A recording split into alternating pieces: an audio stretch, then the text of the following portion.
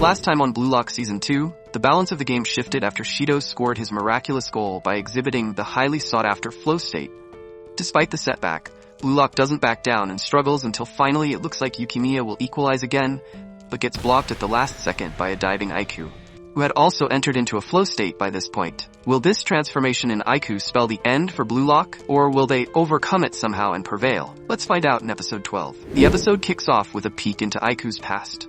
The promising young prodigy dreamed of becoming the best striker in the world too, but was forced to perform as a defender instead after his coach said he would not play him anymore if he didn't listen.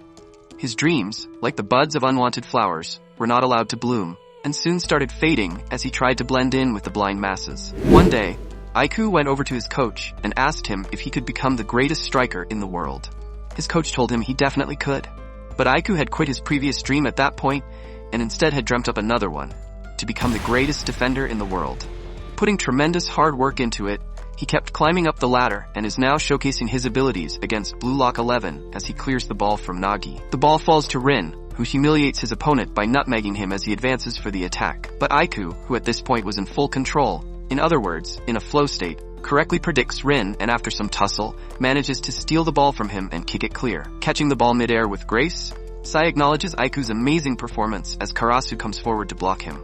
To counter the counter, Hiyori takes the outside spot to envision all the dangerous passes he could muster up, while Bachira takes Kitsune, Aryu takes on Kento, and finally, Ryo sizes up the enemy's trump card Shido.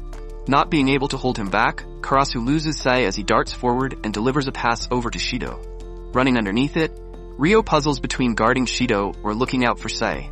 The pass was hard to get to, if it were any ordinary player, but precisely because it was Shido, Ryo knew he had to stop him from getting to it. Although, despite his best efforts at restricting him, Shido still manages to get past Ryo and smash a volley. Gagamaru, quickly thinking on his feet, realizes there were only 2 spots left for Shido to score towards thanks to Ryo's pressing. He still had to choose which of the 2 he should pick, and going with his gut, he dove down. However, as fate would have it, the ball curves at the last second and starts going into the top corner, at which point Gagamaru had already moved.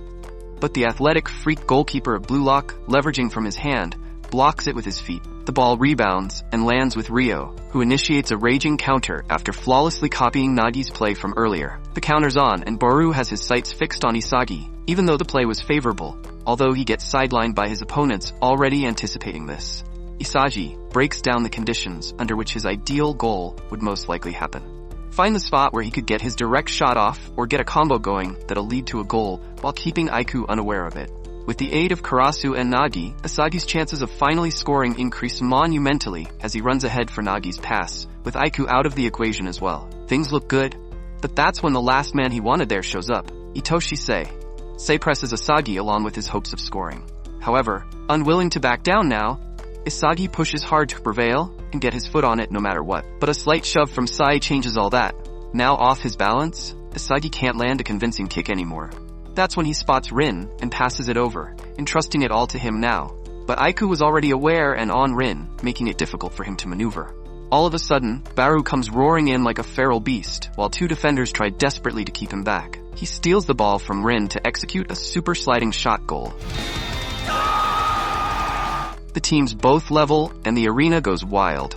After being sidelined by the under-20s defense for going after Isagi, Baru changed up his tactics a bit, and instead started focusing on the plays Isagi was creating.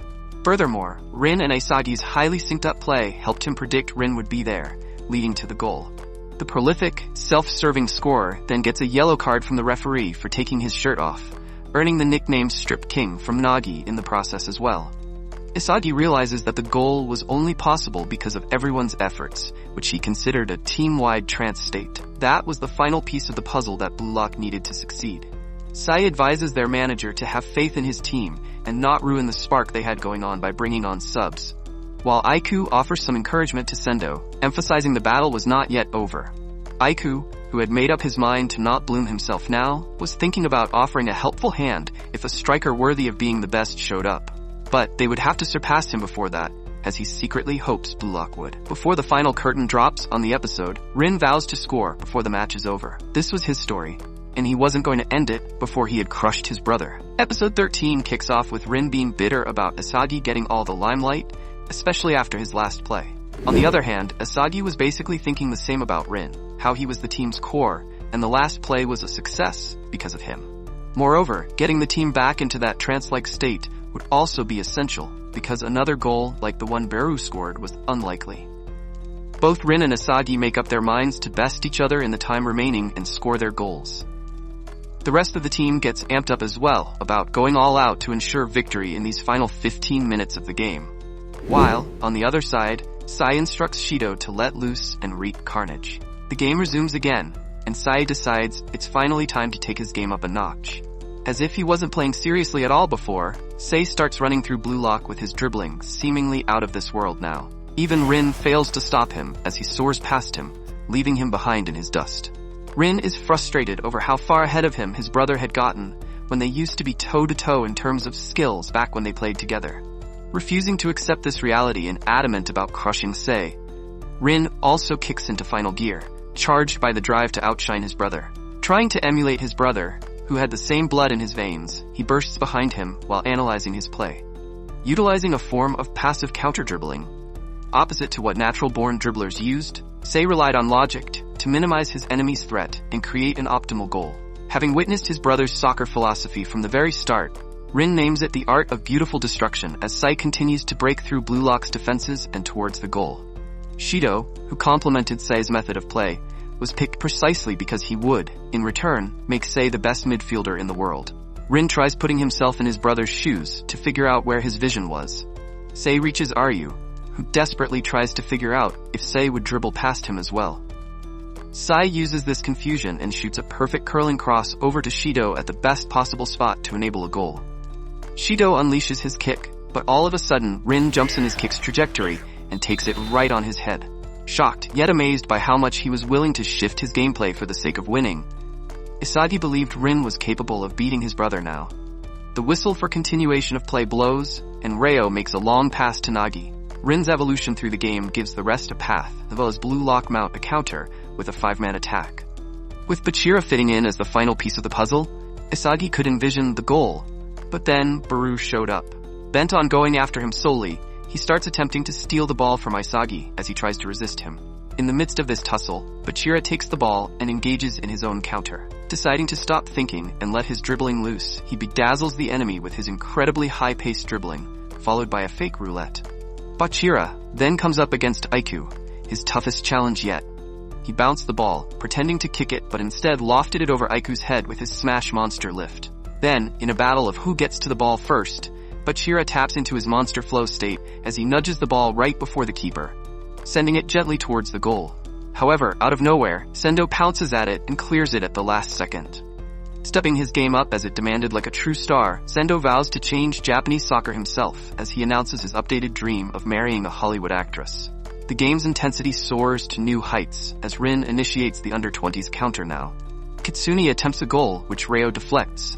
The ball finds Sendo, who wastes no time sending it back towards the goal. However, Baru and Nagi prevent that from happening, suffering mild concussions in the process. The ball then lands at the most dangerous player, Sei's feet, but Isagi is already there to stop him. Sei calmly passes the ball over to the captain and defensive juggernaut of the under-20, Oliver Aiku, who quickly smashes the ball for a goal. All hope seems lost at this point when suddenly Rin dives in front of the shot and rescues the day. Realizing he was the only one who could stop his brother, Rin gives up on his scoring desires for the sake of victory for the time being, and instead focuses on besting his brother. With just 5 minutes left on the clock, the game was heading towards a climactic finish, as both teams refused to give any less than a 100%. Focusing his mind on the spots his brother would want to capitalize on, Rin accurately predicts where he'll shoot to. But Sai, being his older brother, makes sure it will miss him by a hair, and the ball reaches Shido. Thinking it's all over, Rin starts to admit he could never surpass his brother when a raging Isagi comes out and clears it right before Shido can head it into the goal. Time and time again, Isagi had helped Rin out when he was about to lose. Not just him, but everyone at Bluelock was keeping up with Rin in their own ways. This feeling of not being alone, however, doesn't affect Rin the way it would any normal person. As for an egoist like him, this knowledge made him want to vomit. Having lost his senses finally, Rin sets his eyes on Isagi and pledges to take everything from him. Stay connected, like and subscribe for more fun recaps on One and Only Endless Recaps.